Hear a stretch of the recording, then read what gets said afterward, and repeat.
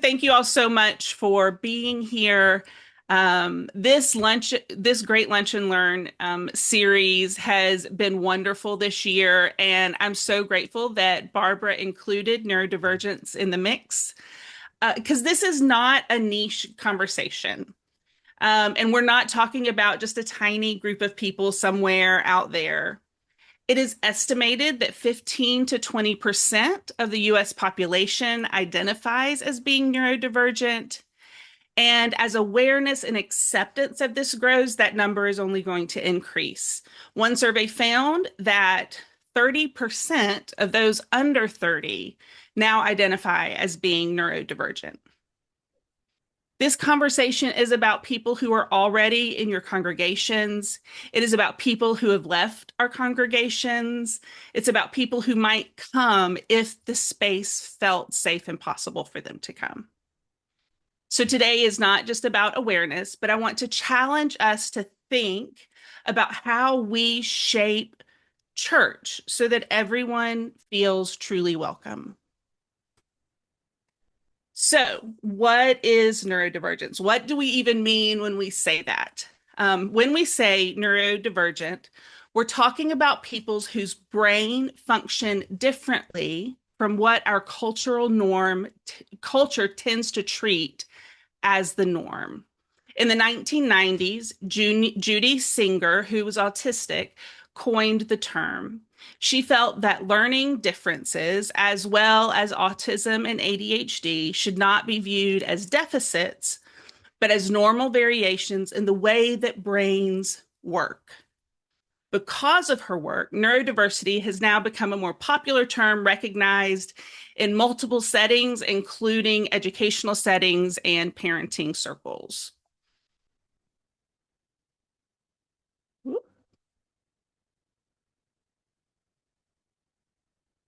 Okay, sorry, it wasn't moving on me. Neurodiversity can include autism, ADHD, dyslexia, sensory processing differences, and a whole lot more. There really is not a definitive list of disorders or conditions that fit this spectrum, but the ones listed here are most definitely agreed upon to be on the spectrum, but there are many more that can fit there too. One of the most important things to understand about neurodivergence is that there's not one single experience, which it's not just one thing. It's not just ADHD or just autism. It is a wide range of thinking, processing, sensing, and engaging in the world. At the heart of the conversation is a shift that I hope that we can make. Neurodivergence is not something to fix. It is something to understand. Part of what makes neurodivergence feel like a disorder is the kind of world that we have built.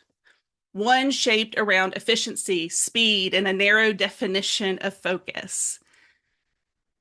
Neurodivergence can still be disabling, but that disability often reflects a mismatch between a person and their environment, not a person who is broken. When we care about people who are neurodivergent, we have to resist falling into the trap of trying to make them more typical. Our goal needs to be making space for them to be fully who they are. You may have heard people talk about neurodivergence as, oh, back when we were hunters and gatherers, neurodivergence would have been the ones who were hunting or something like that because of the unique way that we focus. And that's probably true.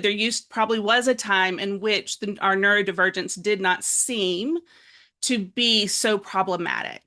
But I also want to give us a quick note about calling neurodivergence a disability. This is a pretty personal issue for most people. each person gets to decide if they want to use that word for themselves, but it does help us to keep in mind that the word disability is a word that our society uses to decide which individuals are worthy of accommodations. So sometimes the word is necessary in order to help create the environment that will help someone with neurodivergence thrive.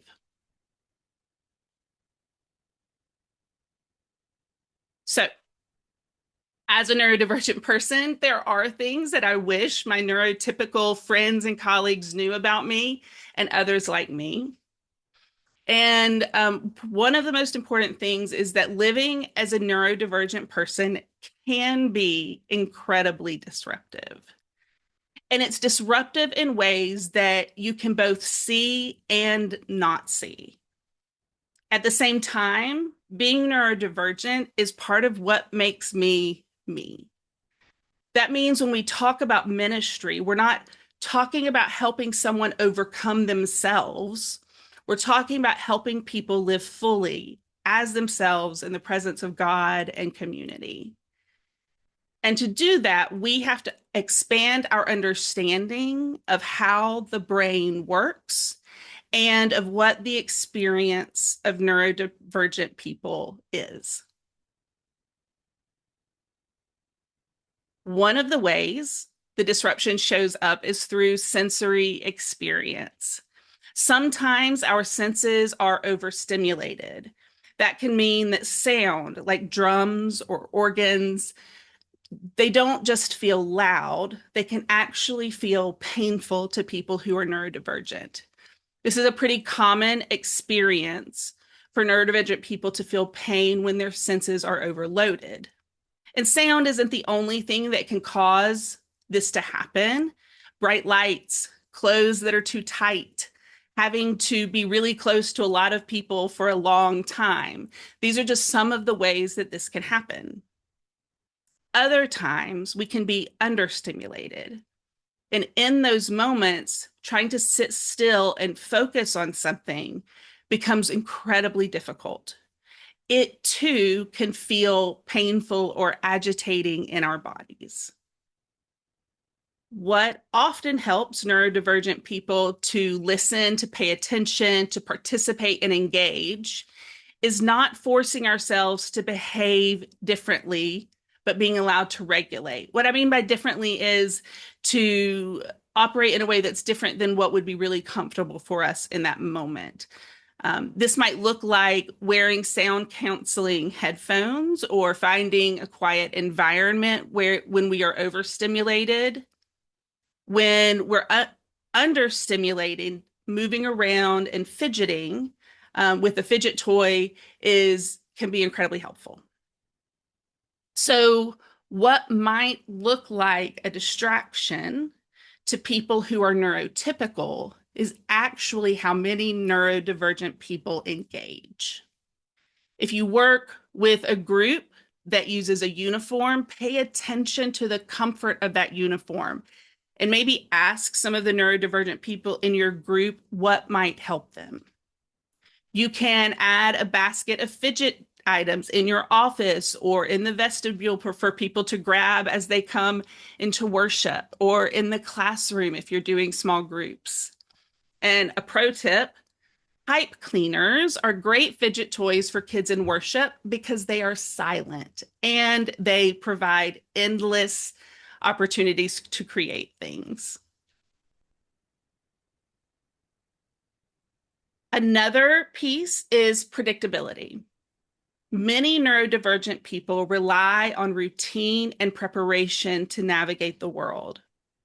That means things like having an order of service, knowing what's coming next, or being able to prepare ahead of time are not just preferences. They're tools that can help make experiences more accessible to this community of people. So, for example, if a trip is planned, it can be extremely beneficial to have all of the details up front. The more details you can provide, the safer neurodivergent people are going to feel. This need for predictability is actually a place where the church can shine. I have a picture of communion elements up here. Ritual is very comforting to people who are neurodivergent because they know what to expect, they know what is coming.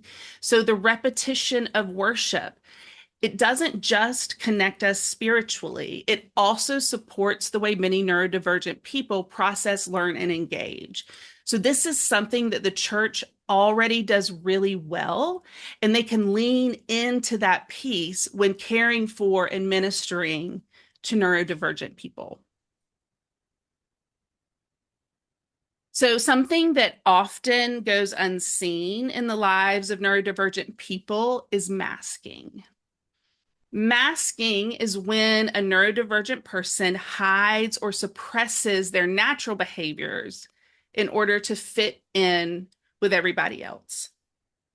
And most of us get very, very good at it. So someone may look calm and attentive and engaged on the surface, but feel completely overwhelmed and confused internally. And I can speak from personal experience, masking is exhausting. Over time, it leads to burnout, anxiety, and often disengagement from community because it can be so draining.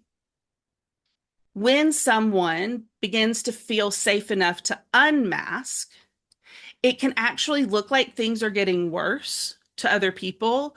But in reality, what you are seeing is the way neurodivergent people regulate their nervous systems. They may stim more, fidget, move, and use repetitive motions. They may be more direct in how they communicate. They may need more breaks or to be able to step out more often. They may stop forcing eye contact with you in social interactions. Allowing neurodivergent people to be themselves in this way can be a huge relief for them. And it can encourage them to engage even more with everything that you're doing. A good question for us to ask ourselves is, are we creating spaces where people have to perform or spaces where they can be real? Another invisible experience for many neurodivergent people, especially those with ADHD, is something called rejection sensitivity dysphoria, or RSD. While not recognized yet in the DSM-5, RSD is an extremely intense emotional response to real or perceived rejection, criticism, or even subtle shifts in how someone's being treated. When someone experiences this, they do not have control over how they're feeling. It is a nervous system response, and it's immediate, it is powerful, and it can be incredibly overwhelming. The one thing we can do is learn to cope with it on our end. What makes this particularly important in church settings or ministry settings is that so much of church life is relational and a lot of times unspoken. So, a quick comment, a lack of response to an email, not being greeted, or being left out of a role, these things can land much more deeply than we might expect. And often it is invisible. You may not see the impact in that moment, but it can lead to someone withdrawing, feeling ashamed, and even leaving the community entirely, whether the perceived slight was intended or not. So, part of what this means for us in ministry Man, where you going? is that clarity, consistency, and kindness are what's important. Following up matters, being explicit matters, and then repairing harm when anything happens, even unintentionally, matters.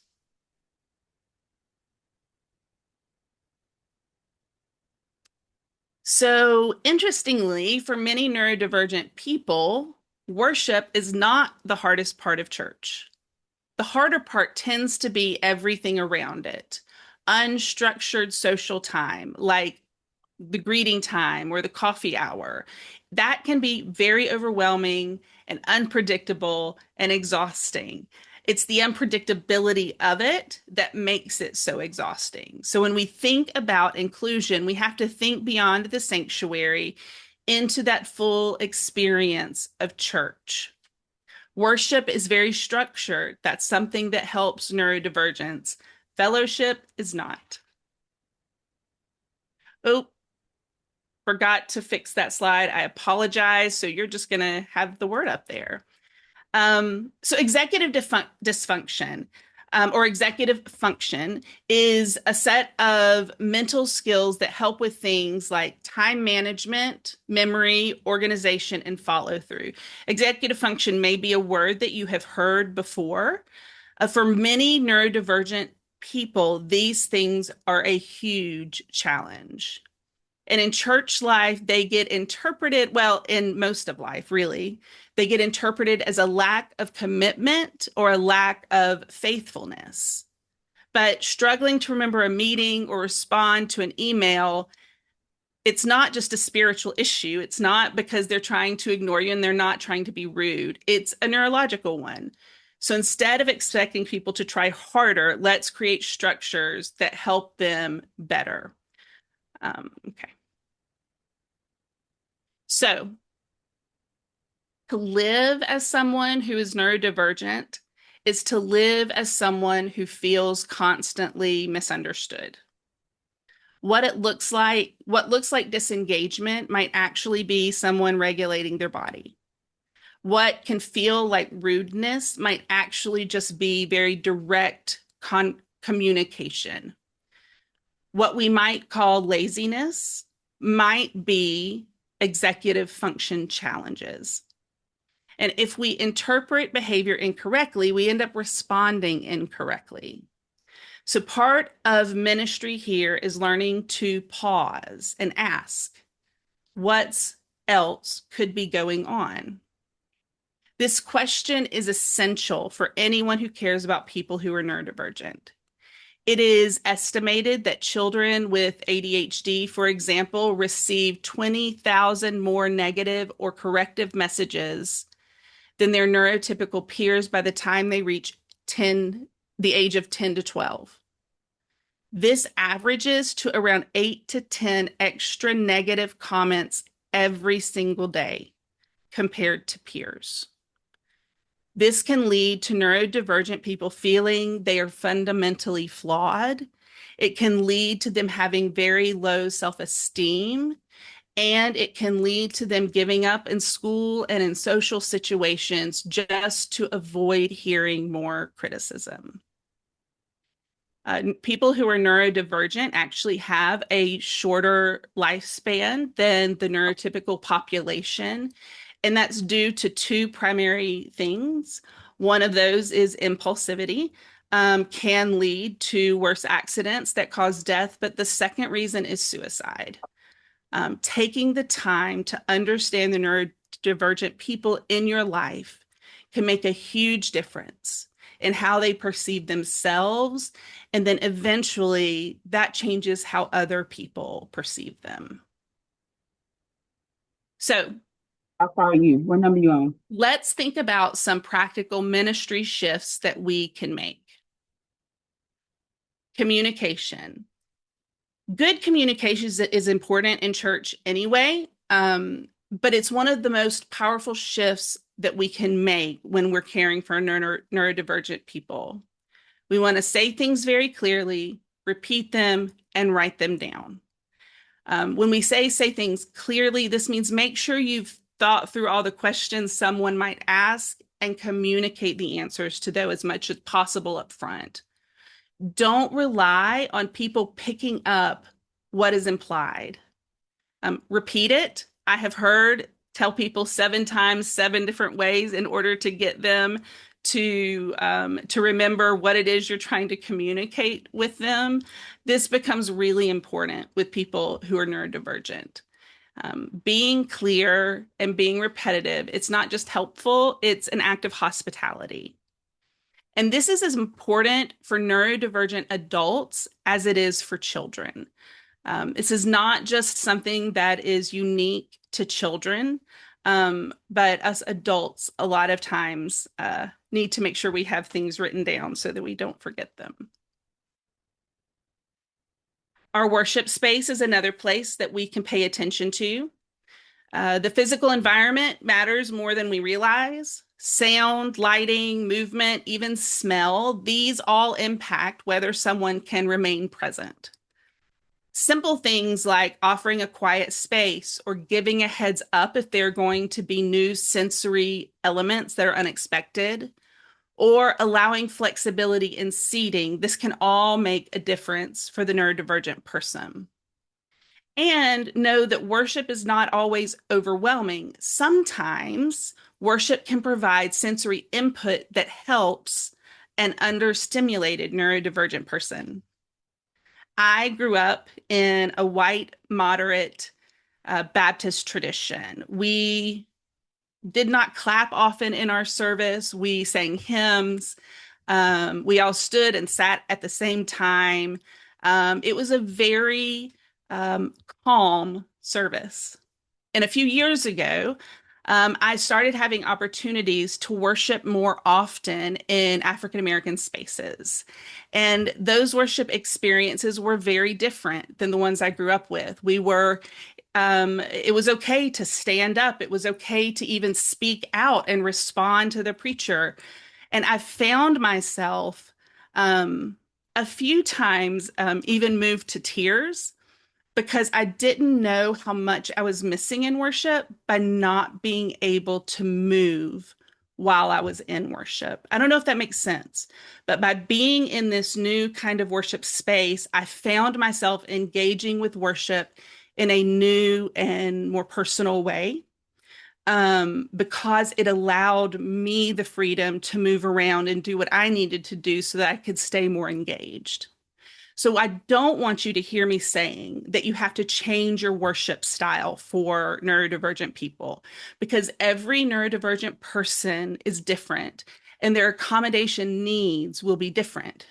So changing your style isn't going to help anything. Flexibility and listening to what these people need is what's really important. Working in combination with them um, is what needs to begin to happen. So another shift that we can make in our ministry is to expand our understanding of what participation looks like. Engagement does not have to equal being still. Someone doodling may be listening very deeply. Someone standing may be focusing better. Someone stepping out may be regulating so that they can return and be more engaged. If we only recognize one kind of participation, we miss what's really happening. You see my two brains here on the screen. I imagine that they have both been asked to sit still either in worship or in a small group setting. The neurotypical brain on the left is able to stay engaged in that kind of a setting, while the neurodivergent brain feels really lost. And if the neurodivergent brain had felt the freedom to get up and move, they might have been able to stay more engaged. Social adaptations are another area that we can think about when it comes to being hospitable and welcoming to our neurodivergent friends. When it comes to the social life of the church, offering options matters. Make participation in high social moments optional. Don't require people to be there in order to gain something or experience something else that they might want to experience. Create smaller and more predictable spaces for these social interactions. And then one of the most creative things you can do for your neurodivergent people is to give them roles that provide structure for their interaction. So for many neurodivergent people, connection is easier when it has some kind of structure to it. So instead of asking someone to just go mingle, try offering a role like being the greeter or running the slides or helping with setup. They could even pour the drinks because that gives a particular way to connect. It gives that structure, which then allows for other connection to happen. This creates a natural way for people to interact. It gives them a script, it gives them a purpose, and it makes connection possible without the pressure of navigating unspoken social interactions.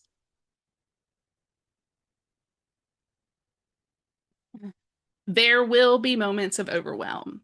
This is just the reality for neurodivergent people. We can regulate all that we want, we can do everything right, and still sometimes we're going to experience overwhelm. That might look like someone shutting down, becoming very quiet or withdrawn or going still. It might look like someone needing to leave the room suddenly without explanation. Or it might be visible. You might see heightened emotion, you might see agitation, or you might even see some distress. In those moments, what's important to understand is that this isn't about behavior, it's a nervous system response. The person is not choosing to that reaction. Their body is trying to regulate itself. So the goal in that moment, it's not correction, it's regulation. This may mean giving some space, lowering the demand of what you're asking, avoiding a lot of questions or instructions in that moment. They're not going to hear that or be able to process it. And most importantly, not interpreting what's happening as disrespect. And then later, once things have settled down, you can do some gentle follow up. You can check in, you can listen, you can ask what might be helpful next time. Because how we respond in these moments communicates whether this place, this church, this congregation is a place where someone has to manage their own selves alone, or is it a place where they can feel supported as a whole person?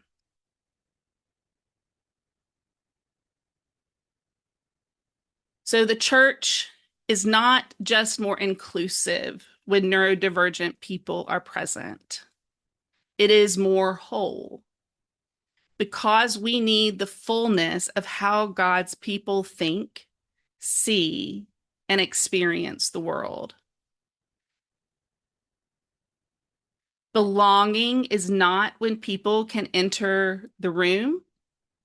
It is when they don't have to change who they are to stay.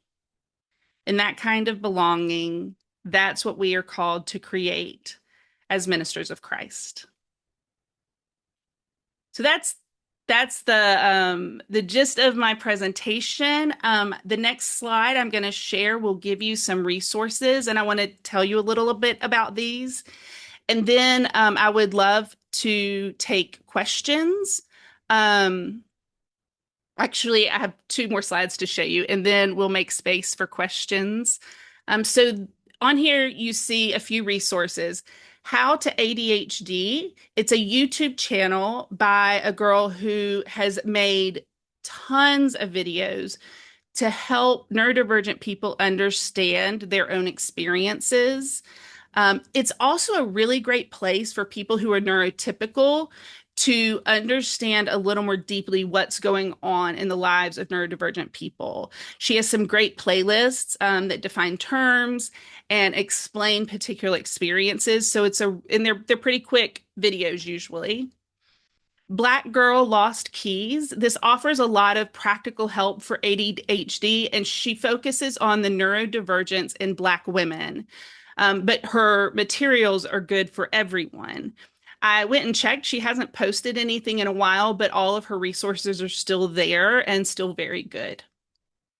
I found a lot of help listening to the Translating ADHD podcast, especially if you go back and listen to them from the beginning. They really offer some foundational support that can help ADHD people understand themselves better.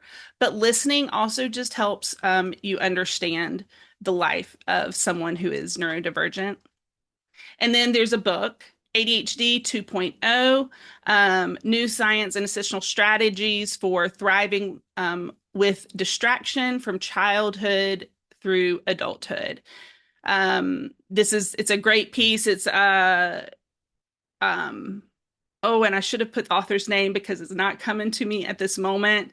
But he's very well recognized in the field, and knows what he's talking about. And this is a pretty great book to start with. So, the last thing that I want to share with you, I am very excited to share. Barbara, I want to check. Do you want to do anything before I tell them? No, go ahead. Okay, okay. So, we are very excited to announce the BWIM Neurodivergent Ministers Affinity Group. Maggie Clark and I will be running this, and we want you to know that if you are a neurodivergent female minister, this group is for you. We will meet once a month on the final Thursday of each month at 12 p.m. Eastern Time, 11 Central Time. And our first meeting is on May 28th. That QR code is how you can sign up for this group. And I'm really excited about the possibilities for this. There will not be an announced structure ahead of time, but we will come each week with something to talk about. And the goal will be to be a place where we can all bring our full selves without having to hide any of that, but we'll be able to honor our experiences and celebrate what it means to be neurodivergent while also finding solidarity in the challenges about that.